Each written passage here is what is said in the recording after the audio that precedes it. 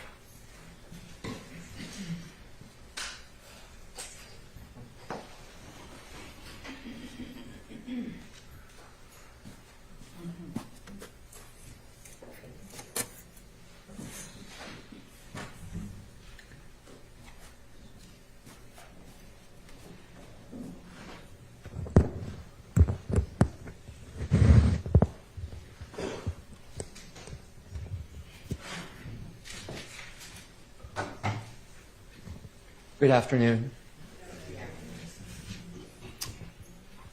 I'm Doug Weinstein, as you all know, and I have the pleasure of representing Diamante Kendrick, along with my co-counsel, Katie Hingerty, who's sitting back there right now. Mr. J. Apt also represents Mr. Kendrick, but he can't be here right now. And good afternoon, Your Honor, and good afternoon, counsel. I am thrilled to finally be able to speak directly to you all. We've seen each other in the hallways, we've seen each other in the break room and here in court, but I haven't been able to address you directly. The first thing I have to say is thank you. Thank you for your time over the last year. Thank you for your attention. It is sincerely appreciated. And I am going to do something that you have not seen much of. I am going to try to move at a brisk and deliberate pace and not take up any more of your time than I need to, because I think we have already taxed that enough at this point. I know that your time is valuable. I know you want to be able to spend the holidays with your family. I would also like Mr. Kendrick to be able to spend the holidays with his family without the weight of this trial hanging over him. So let's get a move on. You have heard a bit about Diamante Kendrick over the course of this trial, so I want to just talk about him for a few minutes. As you heard, Diamante, first of all, he originates from Miami. He came from Miami, he moved here, but he was a football star at Grady, and he had a scholarship to UGA to play football. That's a path out that a lot of people take. That is a path up. For a lot of folks in Diamante's situation, the path out is football, either as a career or as a scholarship opportunity to get a college education, to make a better life for yourself. And then another alternative is often music. And while he had that chance to go to UGA, it got derailed. And it got derailed through something that was at no point Mr. Kendrick's responsibility, but it got derailed. So he had to look for something else. And what did he look for?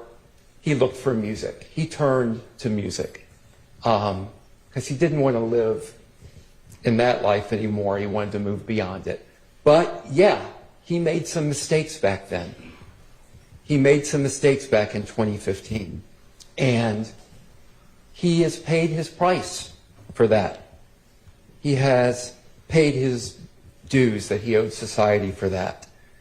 And since that time, he has done nothing but turn to his art, turn to his music, writing lyric after lyric after lyric, laying down tracks.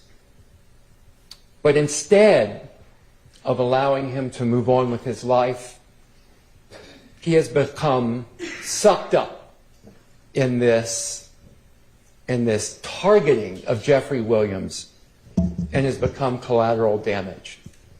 And these attacks and use of his lyrics against him, the use of the lyrics against Jeffrey Williams, is frankly shameful. It's an attack on the First Amendment. And there's been so many rights, so many notions that I think we hold dear as a nation that the state has simply swept away. So why has the state taken a year of your life away from the work that you enjoy, the family that you love, your travel, your vacations, your children, grandchildren, parents? Why have they done that? What has been the point? The state told you in their opening that there was a point. And the point was that Jeffrey Williams was the head of a wolf pack. That is what they told you. But I don't think anyone sitting in here has seen that. You'll make that decision, not me. But I don't think anyone has seen that. What have they proven about Jeffrey Williams? They have proven that he was a man that through incredible hard work, dedication, and talent came up out of Cleveland Avenue. And instead of forgetting everyone back there, instead of leaving them behind, he tried to reach out to those people that were friends of his that he came up with and say, you don't have to live this life. You can come with me. You can get into music. You can hone your craft. I can take you on the road with me. I can take you out of this. And some people took advantage of that and pulled themselves out, took advantage of Jeffrey's help. Some people tried to do that and failed, and Jeffrey Williams sent them back home. They didn't succeed. And Mr. Kendrick took a hold of that. And Mr. Kendrick took advantage of that opportunity that Jeffrey helped him. But instead, law enforcement put a target on Jeffrey Williams' back. Because God forbid anybody pull themselves out of that. Because what does society want to do? Drag them back again. Never let them leave their past behind. God forbid someone leave that behind and pull themselves up from their bootstraps. That's what we tell ourselves as a country. If you work hard enough, you can pull yourself out. Let's see what you guys say. So I would argue that we have not wasted your time here for a year. I'm going to argue that the state hasn't wasted your time, that this court hasn't wasted your time, and that we can salvage something out of this year that we have taken from you. And that is to send a message. And you're going to send a message by going in the back, looking at the evidence that's presented to you, and I think any review of that evidence would have you come back with findings of not guilty on all the charges against Mr. Kendrick. Diamante Kendrick is one of Jeffrey Williams' best friends.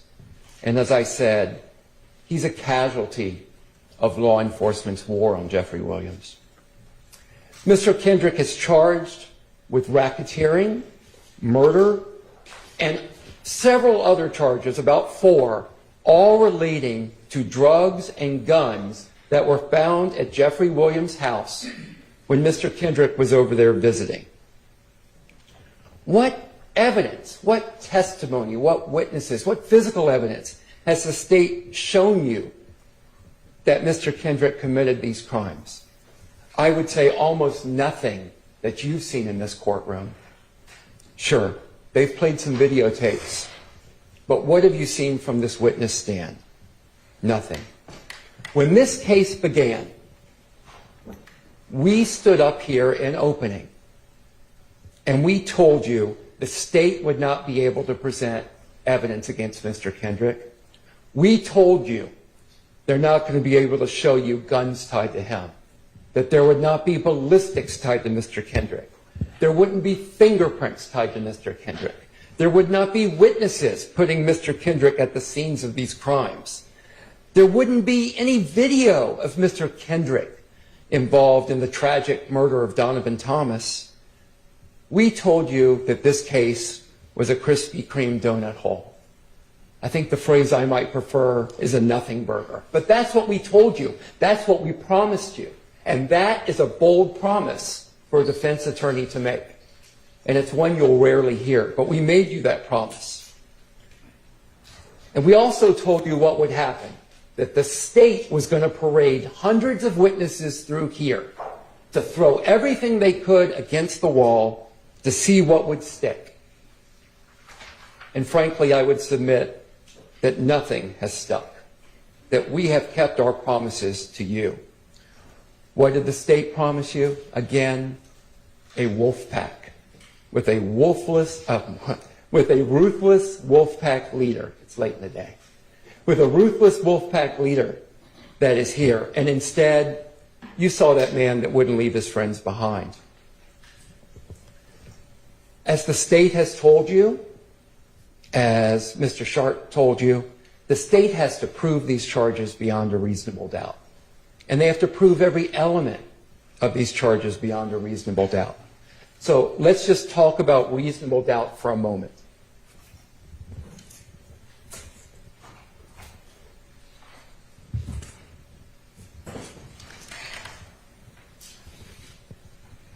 So, when the state began today, they told you that you don't have to seek out doubt.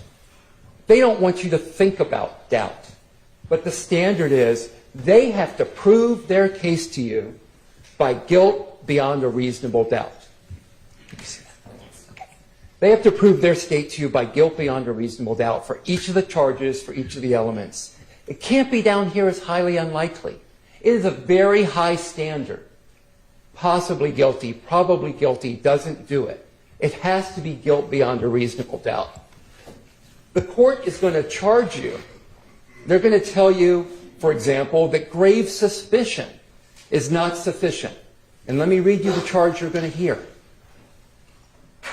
Facts and circumstances that merely place upon the defendant a grave suspicion of the crime charged, or that merely raises a speculation or conjecture of the defendant's guilt, are not sufficient to authorize a conviction of the defendant.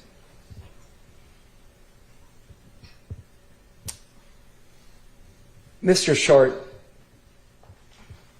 already explained so much about the evidence presented regarding the tragic killing of Donovan Thomas. And I need to start by saying I have deep, deep sympathy for the Thomas family. I cannot imagine what it must be like to lose a loved one to gun violence or any type of violence like that. I myself have 5 children, and just the thought of losing a child tears me up. So I don't know what they must be going through. But I think the evidence that has been shown to you does not demonstrate in any way that Mr. Kendrick is guilty beyond a reasonable doubt of the killing of Donovan Thomas. And as Mr. Shardt so ably demonstrated to you, I think that there are others whose perhaps guilt or responsibility for Donovan Thomas's death has been demonstrated far more than my client's alleged responsibility. Briefly, to not belabor the point that Mr. Shardt brought up, let's talk about Kenneth Copeland, Little Woody. He was a character, right? I mean, he sat in that witness box, and he's a charismatic fellow, a very interesting guy. And he has certainly made the most of his star turn in this courtroom. But he never testified on this stand that Diamante had anything to do with the killing of Donovan Thomas. He never testified on the stand that Debunking Garlington told him all this stuff, that Kendrick was involved in killing Donovan Thomas. He didn't tell you anything about, at the McDonald's, he learned anything about the killing of Donovan Thomas that Diamante Kendrick was involved in. You didn't hear it at Sky House. You don't hear that from the stand from him. To the degree you heard any of that, it is in that June interrogation tape that was played to you. He was not under oath during that interrogation. And you heard the circumstances from Mr. Shardt, all the pressure that he was under. That was his 5th interrogation following the murder of Donovan Thomas, and the first time he comes up with this story clearly concocted by Debunking Garlington. How'd you like the testimony of Debunking Garlington? Oh, you didn't hear any testimony from Debunking Garlington. Everything Garlington allegedly said, you heard through other people. And again, why did he lie to police? To use Mr. Shardt's phrase, because I always steal from the best. He didn't want to wear the blue jumpsuit. He didn't want to go to Rice Street. He didn't want to be in the Fulton County Jail. He didn't want to face years of prison. He finessed the police. He finessed the police. He is a master liar. He is an admitted master liar. And he has methodologies he uses to lie and try to make it convincing. And he explained all of that to you.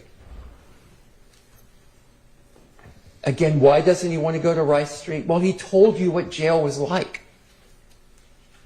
On my cross, he explained what jail was like.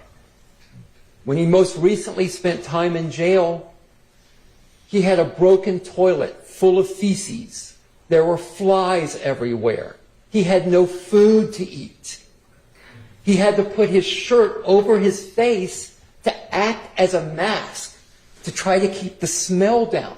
What rational person wouldn't do everything they can to avoid that?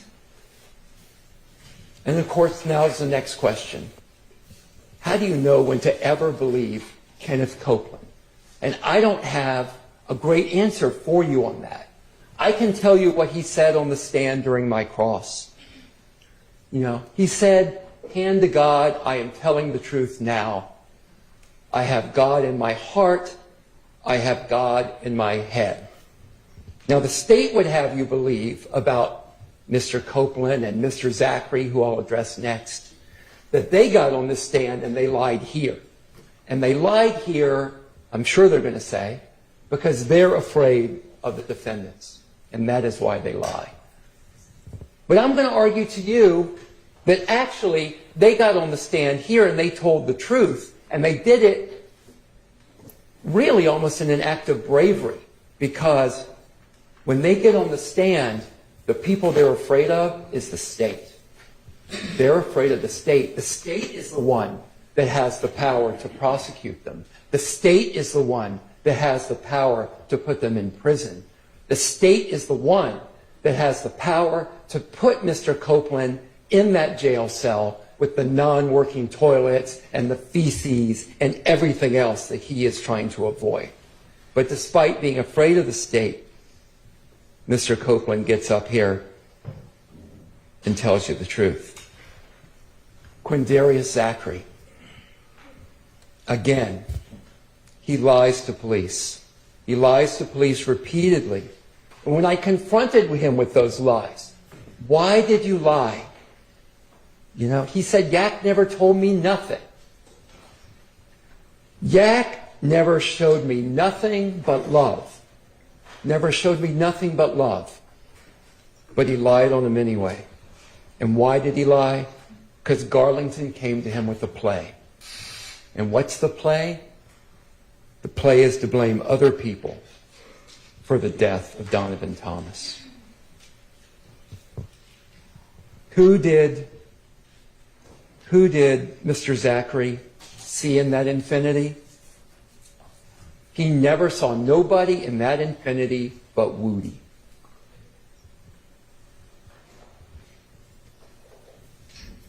The Texaco.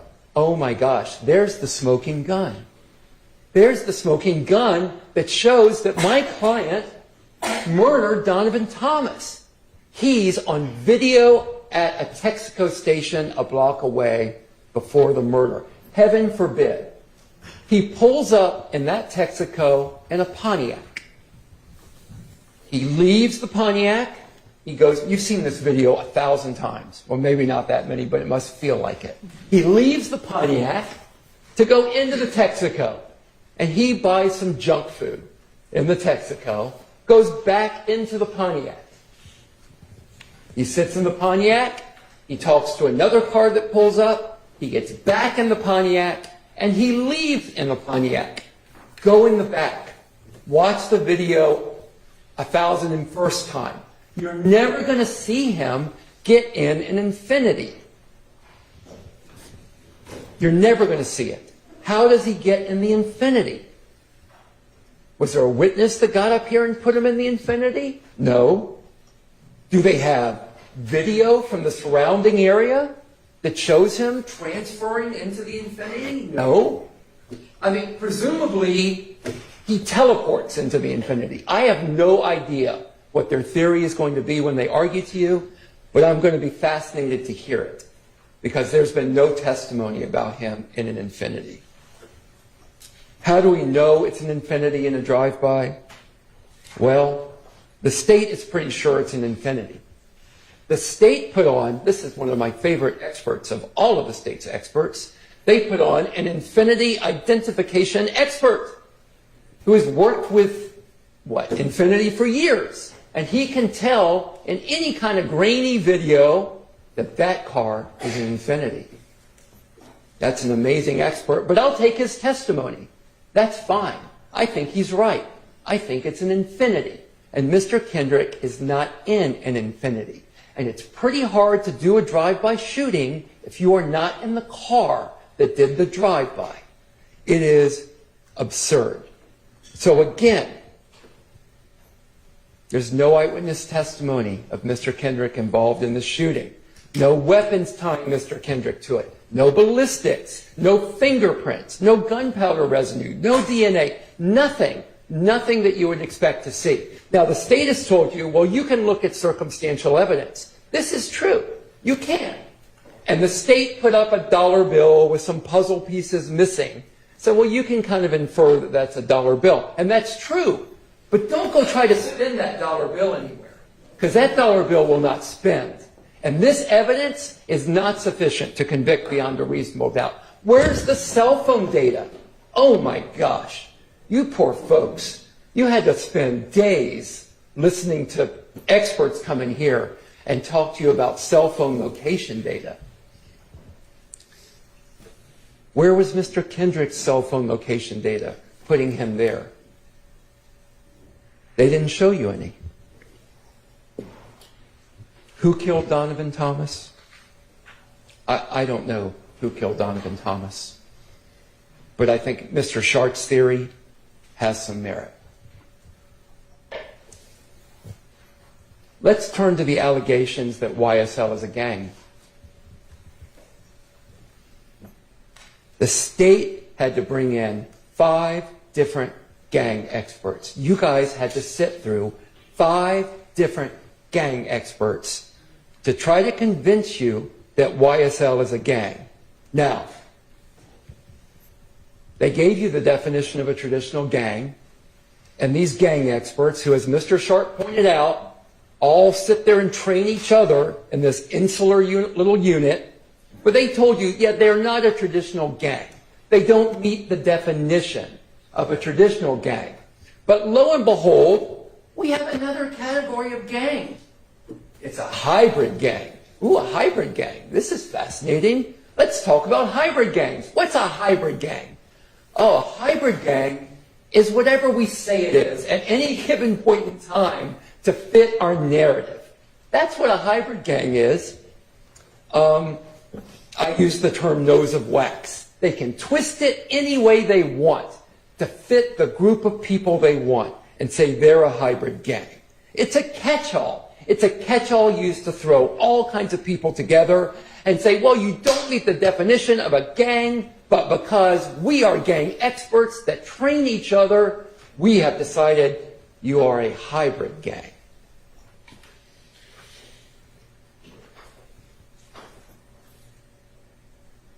Well, hybrid gang. So a hybrid gang apparently is one where, according to their experts, Bloods and Crips can live together in peace and harmony with each other to accomplish some type of goal. Does that make sense to anyone in here that has any basic understanding of the way that gangs work? You've had the state's own witnesses come here on the stand and talk about how ridiculous it is that you can say, that anyone can say, that YSL is a gang when you can have Bloods and Crips and Independents and all of these people be members of this alleged gang. As Mr. Shardt talked about, there's none of the traditional gang elements. There's no beating in. Anybody can call themselves a member of YSL. You know, someone, I guess, alleged there might be a $25 dues fee or something ridiculous to that effect. But there's nothing that shows them together as a gang. Oh, well, wait. They are a gang because look at these pictures of YSL wearing green clothing. That must mean they're a gang. You guys are mostly in blue and black.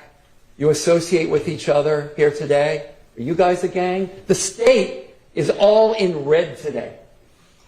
Are they a gang because they're all dressed in red? Poor Miss Hingerty happened to come in red today. I guess she's a member of the gang as well. It is absurd. Lil Wayne has ESPN on his arm. ESPN. I guess Lil Wayne is surprised that he's a member of YSL too. My client's got ESPN on his body. No, that can't be because he was a football star and in his mind probably liked ESPN. It must be because he's a member of a gang called YSL. So it's wonderful that the state's gang experts have such insights into the mental thinking of my client and Lil Wayne and everybody else. Now the state may say, well, they're not a gang, even though they all dress in red today, looking quite dapper. Because, well, they don't have some criminal objective. Well, I don't know. Let's look at the way the state indicts people. The state's around Investigator Viverito. Investigator Viverito is the last person I can find anywhere on video or that you've seen on video holding that missing $500,000 watch. Did she steal the watch? Was that an overt act and furtherance of the conspiracy? Maybe I should go to a grand jury and try to indict this. It's the state gang or something ludicrous like that. Everything gang investigators see is viewed from the viewpoint of it must be a gang. Mr. Kendrick, look at the photo they showed you of Mr. Kendrick in the bandana shirt. Go back and look at it in color. The gang investigator says it's red. It is orange. Orange as the sun. You look at it, you decide, don't take my word for it, don't take their word for it, don't take the state's words for it. Use your own eyes. But when you're a gang investigator, everything has to fit the narrative. And that's the narrative. The snake on Mr. Kendrick's chest.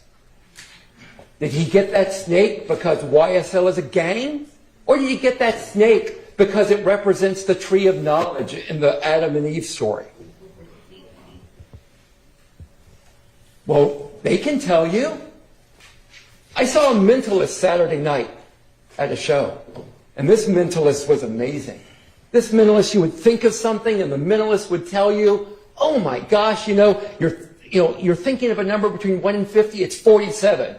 It's actually quite impressive. Apparently, Investigator Viverito and these other gang experts are mentalists. Maybe they will be at the next fundraiser I go to. I'd like to see some more of their tricks. Mr. Kendrick does modeling shots. So someone will say to Mr. Kendrick, "Hey, hold this hat." Oh, that's gang. The hat has a rat with a line through it. That's gang activity. We're sending a message to everybody. There's a photo taken outside at the time of a video shoot for music. Oh my gosh. Oh my gosh, look at that. Gang activity. There's photos of Mr. Kendrick wearing clothes that say slat outside of a recording studio. More gang activity. More people trying to pull themselves out, get into music, exercise their First Amendment rights. More gang activity. It's just exhausting, folks. All right. The racketeering charge. Racketeering is very complicated, as you all know. And the state explained racketeering to you. So I'm not going to go into all of the details of what it takes for you guys to find racketeering. Although I do want to repeat, you have to find each of those elements beyond a reasonable doubt, and you're not going to be able to do that with Mr. Kendrick. So I only want to focus on a few parts. Just bear with me. It's late in the day. Late in the day. Just give me a little more time.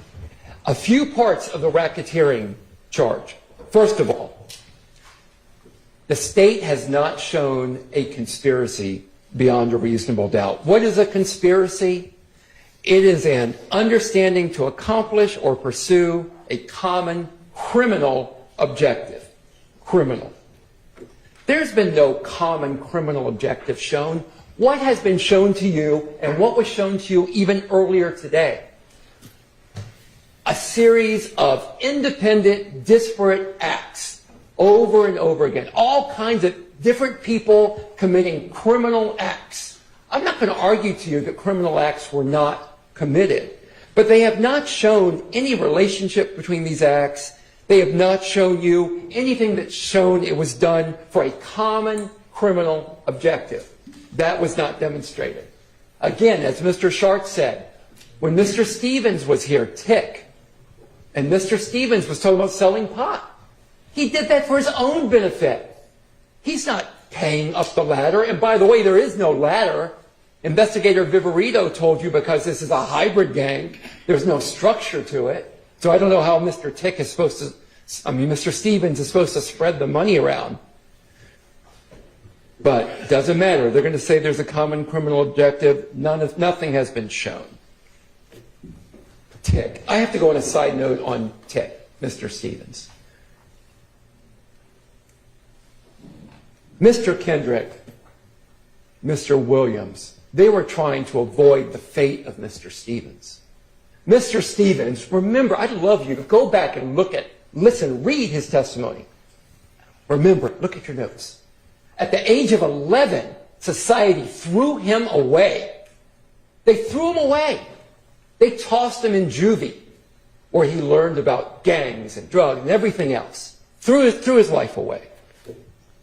And he's trying to get his life in order again. And he's dragged back into this. State says one of the objectives was money and power. Where's the money flowing? Where's the money? Where's the money coming in? The state had the power of the courts, their subpoena power. They could have gotten Jeffrey Williams' banking and financial records. They could have subpoenaed his accountants. They could have gotten all of that to see the money flowing. Did they do it? No. Why didn't they do it? Well, I'm going to argue to you they didn't do it because there was nothing there. If they did it, it would undercut their case about seizing Mr. Williams' assets, about seizing $8 million worth of jewelry that he earned in the music business, about seizing all of those cars, about seizing the ring off of his finger and keeping it. We don't want to see those records because we don't want evidence that he earned all of this from his music and his hard work. No efforts of money and power as part of a conspiracy deriving from this gang. The judge is going to tell you in your instructions, mere association with an enterprise is insufficient by itself to establish a conspiracy to violate the RICO Act. Mere association. And that's what you have here. Mere association. A bunch of guys that grew up together, were around each other, and that some of whom were trying to make it out, and some of whom were trying to help others make it out. Mr. Kendrick was trying to make it out. Mr. Kendrick would not let himself be thrown away like happened to Mr. Stevens. So I don't believe there's a conspiracy that's been shown beyond a reasonable doubt. What else has the state not shown? Well, they've not shown a lot, but I'm just going to focus on a few. The state hasn't shown that Diamante Kendrick knowingly and willingly joined this conspiracy, and they must show that. Well, first of all, I understand their difficulty. I understand their problem. How do you show that you knowingly and willingly joined a conspiracy with a criminal purpose when one doesn't exist? So that's their first challenge. That's their first challenge. What did they do to try to show knowing and willing join? Well, he hung out with some guys that did some bad things. He allegedly is part of this YSL gang that's not a gang. And by the way, you heard testimony. Mr. Kendrick was signed to the YSL record label. So I guess he knowingly and willingly signed to the YSL record label. But that is not the same as knowingly and willingly joining a conspiracy.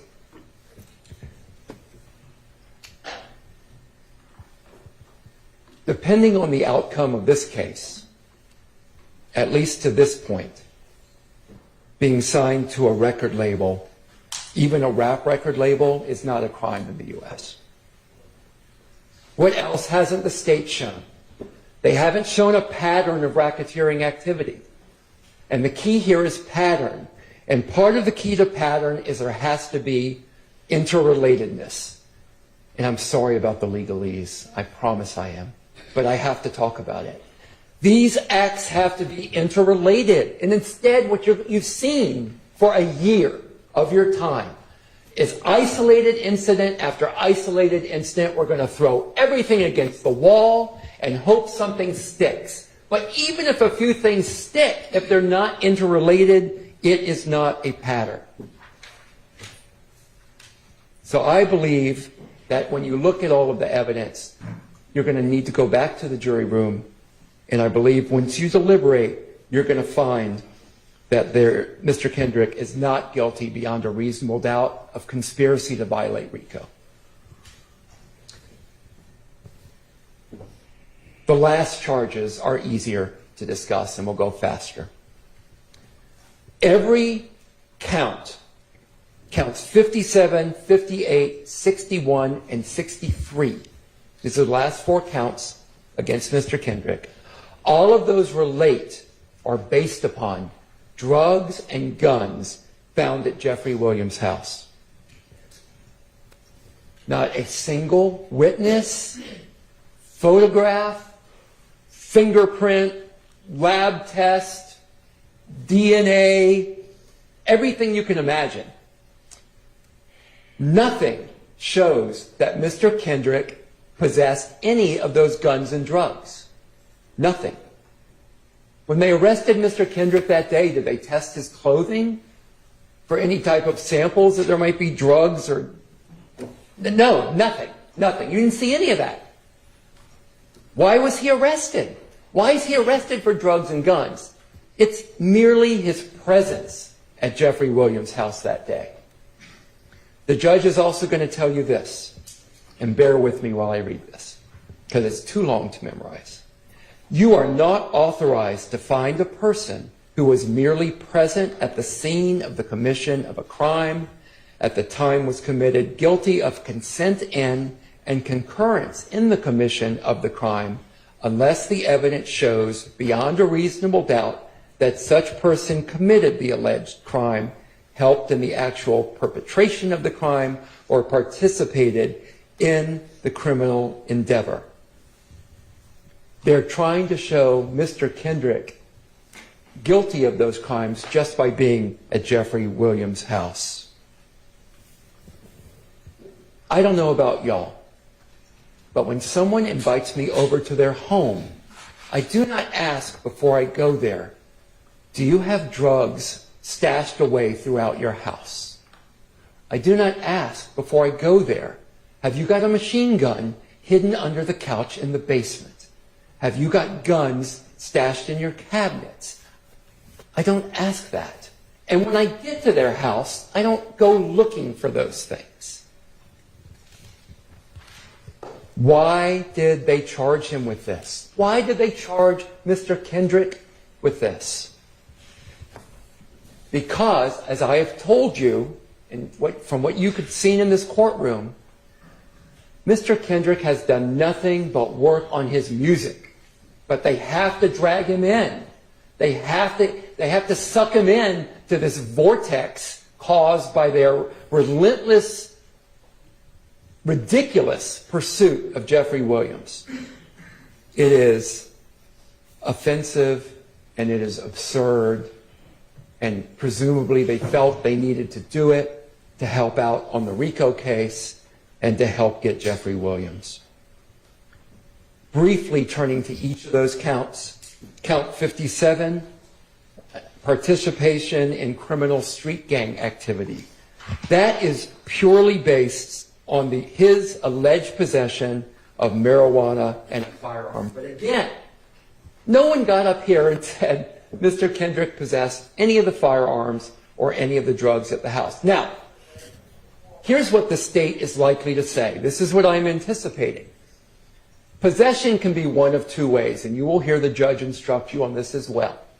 It can be actual possession, you're holding it, or constructive possession. Constructive possession requires the state to show that Mr. Kendrick intended to possess those weapons, intended to possess those drugs. So when the state tells you that, I want you to please remember what I've just told you and think, what witnesses have you seen? What evidence has been presented that Mr. Kendrick intended to possess those weapons or those drugs or that marijuana? Nothing. Zero. Donut hole, nothing burger.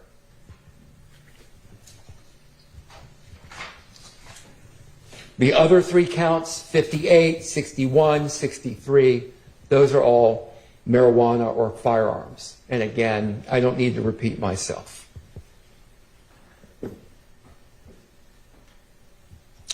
While I have had wonderful help from Ms. Hingerty and Mr. Apt on this case, for the most part, Diamante only has me up here representing him. The state has an army of prosecutors, investigators, law enforcement to assist them. So, Diamante only has David. And I just pray that I have done my best to slay this giant Goliath that is pursuing him. The state has not met their high burden of showing guilt beyond a reasonable doubt. I would even argue the state hasn't met these lower standards either. It's just not been done. I think when you go back there and deliberate, you'll come up with the same idea, the same conclusion. This case against Mr. Kendrick should have never been brought. That same Saturday night when I saw The Mentalist, a friend was saying to me, well, your problem is that the state has the last word. You're going to get up and talk to the jury, but then the state gets to go again. And they're great lawyers from the state. And they may not remember what you say. They're going to have the last word. And I said, no, you are wrong. You are wrong. The state does not have the last word. The jury has the last word. You guys have the last word. Each of you will decide the fate of Mr. Kendrick. Each of you individually will decide whether the state has met their high burden on each of these counts and on each of the elements of the counts to show that he committed this beyond a reasonable doubt. When you go back and deliberate, I believe that you can go back and send the message that targeting people fixating on individuals who have managed to climb out of their circumstance. Attacking people for their music and their lyrics and their art is wrong. Is wrong. Targeting only people of color for their music and lyrics is wrong. Winnie Lee, when he was on the stand, told you, he told all of us, even though I am a black man, not everything I write about is true or autobiographical. He has an imagination. Mr. Kendrick has an imagination. He has things to say about what he sees in the world around him, as does Winnie Lee, as does Jeffrey Williams. And the use of lyrics and artistic expression against individuals is wrong, it's un-American, and it shows the desperation of the state that they have to reach to that level in order to try to make a case against Mr. Kendrick. You can show that maybe, just maybe, we really do believe it when we tell people that through hard work, you can pull yourself up from wherever you came from. And that we, as Americans, as people, we believe in redemption. So I ask you to please remember that during and after the state's closing, to remember that when you're deliberating, to remember that each of you individually gets to make that decision of guilt beyond a reasonable doubt. So I'm going to ask for the sale, because that is what you're supposed to do. Right? And I'm going to ask you to go back there, deliberate, and come back with not guilty verdicts for Mr. Kendrick on all the charges against him. Thank you for your attention. Thank you for the last year of your life that you sacrificed to be here and fulfill your roles as citizens. I really appreciate it. All right, let's take a short break, which is going to be our last break of the day. Then we will hear from the state again. Then I will release y'all for the day. We'll come back tomorrow. I'll give you the instructions. So let's take, maybe a 10, 15-minute break.